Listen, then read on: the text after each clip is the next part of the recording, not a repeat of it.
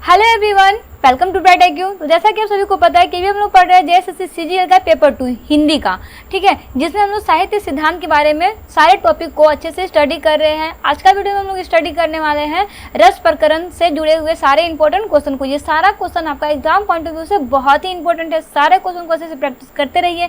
चलिए हम लोग देखते हैं फर्स्ट क्वेश्चन से, जो है आपका कि शांत रस का अस्थायी भाव क्या है। बताइए शांत रस का अस्थायी भाव क्या है। तो देखिए शांत रस का अस्थायी भाव जो है ना वो आपका निर्वेद है। क्या है? निर्वेद है। वहीं नेक्स्ट क्वेश्चन है आपके पास कि श्रृंगार रस का अस्थायी भाव क्या है। तो देखिए श्रृंगार रस का अस्थायी भाव जो है ना वो आपका रति है। क्या है? रति है ना, इसे याद रखिएगा। वहीं नेक्स्ट क्वेश्चन है आपके पास कि विस्मय अस्थायी भाव किस रस में होता है। तो जी हाँ, विस्मय अस्थायी भाव जो है ना वो आपका अद्भुत रस में होता है, इसे याद रखिएगा, ठीक है।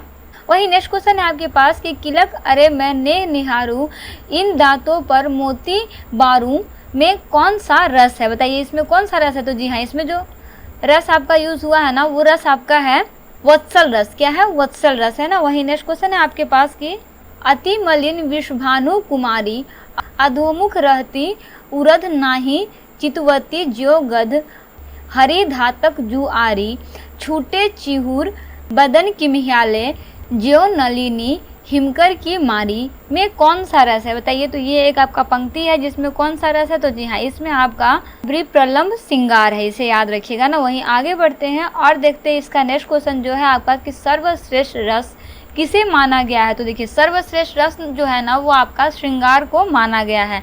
वही नेक्स्ट क्वेश्चन है कि कवि बिहारी मुख्य किस रस के कवि हैं। तो देखिए कवि बिहारी जो है ना वो आपके श्रृंगार रस के कवि हैं, इसे हम लोग बहुत बारी स्टडी किया है ना। वही नेक्स्ट क्वेश्चन है आपके पास कि मेरे तो गिरधर गोपाल दूसरों को ना कोई जाके सिर मोर कुकुट मेरो पति सोई में कौन सा रस है। बताइए इसमें कौन सा रस है। तो जी हाँ, इसमें आपका जो रस है ना इसमें भी आपका श्रृंगार रस है, इसे याद रखिएगा। श्रृंगार रस से जितना भी क्वेश्चन है ना वो सारा आपका बहुत इंपॉर्टेंट है, इसे याद जरूर रखिएगा। इसमें से कोई एक ना एक क्वेश्चन आपका 100 में 99% है कि आएगा ही आएगा। वही नेक्स्ट क्वेश्चन है आपका कि शोभित कर नवनीत लिए घुटरूनी चलत तेनु तन मंडित मुख दधी लेप किए में कौन सा रस है। इसमें कौन सा रस है। तो जी हाँ, इसमें आपका जो रस है ना वो आपका वत्सल रस है। नेक्स्ट क्वेश्चन है आपके पास कि रत्सोलपत्ति में आश्रय की चेष्टाएं क्या कही जाती हैं। तो देखिए इसमें आपका रत्सोलपत्ति में आश्रय की चेष्टाएं जो है ना वो आपका अनुभाव कही जाती हैं। वहीं नेक्स्ट क्वेश्चन है आपके पास कि ट ठ ड ढ यहाँ पे वर्षों यहाँ पे वर्णों होगा ना, वर्णों के प्रयोग का संबंध काव्य के किस गुण से है। बहुत इंपॉर्टेंट क्वेश्चन है। तो जी हाँ, ये आपका काव्य के ओज गुण से है, याद रखिएगा ना। इसका संबंध किससे है? ओज गुण से है।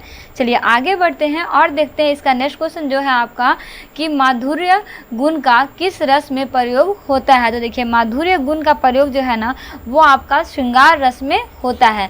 वही नेक्स्ट क्वेश्चन है आपके पास कि प्रिय पति वह मेरी प्राण प्यारा कहाँ है, दुख जल निधि का सहारा कहाँ है, इनमें कौन सा अस्थाई भाव जो है वो है। आपको देखने में कौन सा अस्थाई भाव लगता है। तो जी हाँ, इसमें अस्थाई भाव जो है ना वो आपका शोक है, ठीक है। वही नेक्स्ट क्वेश्चन है आपके पास कि रस कितने प्रकार के होते हैं। तो देखिए रस जो है ना वो बेसिकली आपके 9 प्रकार के होते हैं। भी आप देख रहे हैं ना, बहुत सारा हम लोग रस पढ़ रहे हैं इसमें भी।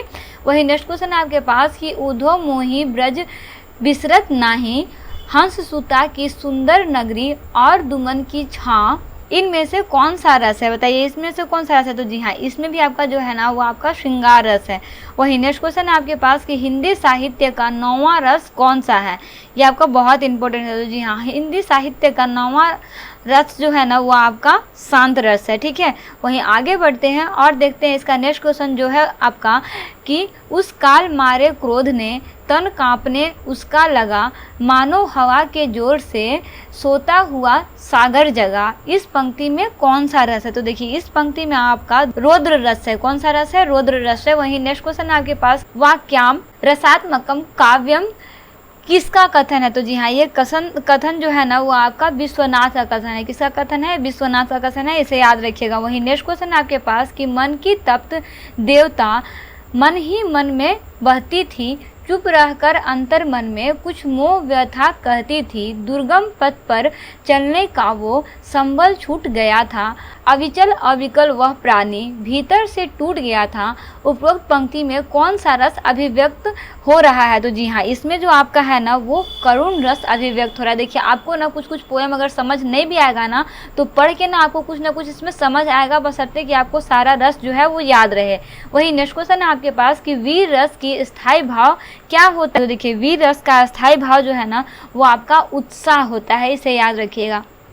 वही नेक्स्ट क्वेश्चन है आपके पास कि किस रस को रसराज कहा जाता है? जी हाँ, ये भी क्वेश्चन आपका बहुत इंपॉर्टेंट है। देखिए अभी तक हम लोग श्रृंगार रस के बारे में बहुत सारा स्टडी किए हैं, तो बेसिकली श्रृंगार रस को जो है ना वो आपका रसराजा कहा जाता है।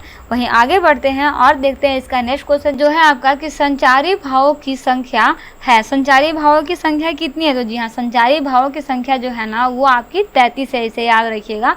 वही नेक्स्ट क्वेश्चन आपके पास कि भरत मुनि के रस शत्रु में निम्नलिखित में से किसका उल्लेख नहीं है? तो देखिए इसमें जिसका उल्लेख नहीं है वो है आपके शांत। शांत का उल्लेख इसमें नहीं किया गया है। वही नेक्स्ट क्वेश्चन है आपके पास कि भरत मुनि के अनुसार रसों की संख्या है कितनी है? तो इसमें भरत मुनि के अनुसार जो है ना वो रसों की संख्या 8 है, इसे याद रखिएगा ना।